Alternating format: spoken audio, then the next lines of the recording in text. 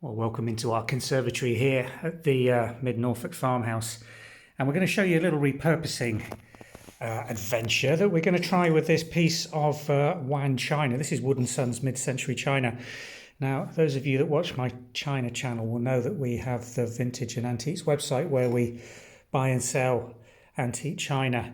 This is mid-century Wood & Sons Wan, and just look at some of the damage on it. It's not in a condition that I'd be happy to sell. Not only that, but it's got some really bad staining in the base of this gravy boat. It's not an old piece either. It's probably sort of 1950s, 1960s. So it's not of an age where I'd be happy to offer it for sale with that sort of damage. It's not a proper antique. It's just second-hand china.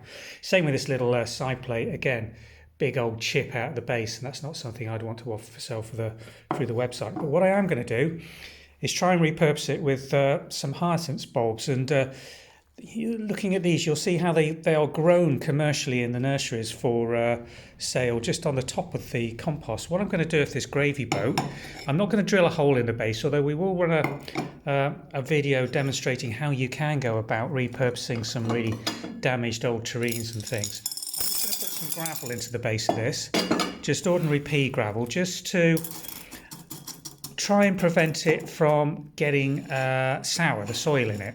So what I'm going to do then is just bring some compost, and not an awful lot of compost, just onto the surface.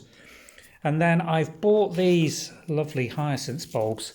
I've actually got 3 of them, and I don't think I'm going to get 3 into this. But just look at these. They were half price in the garden centre because they are, should have been planted out end of last October. But they are just going to be perfect if I can get them into this. I think I'm only going to get 2. I did buy 3 thinking I didn't want to have to go back.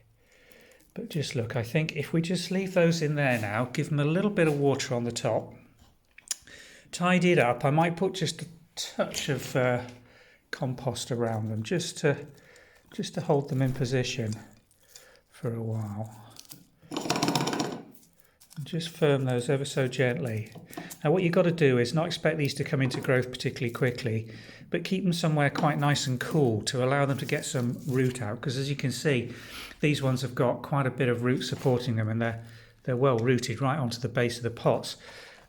They should form buds and be at this stage probably in about another month, maybe 6 weeks, depending on the temperature in this conservatory.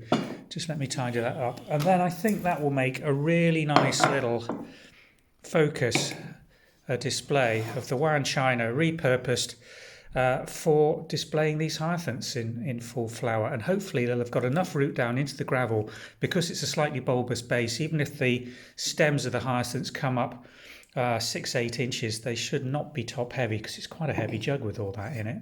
So we'll keep some progress on that. We'll show you how it develops, whether it's successful or not.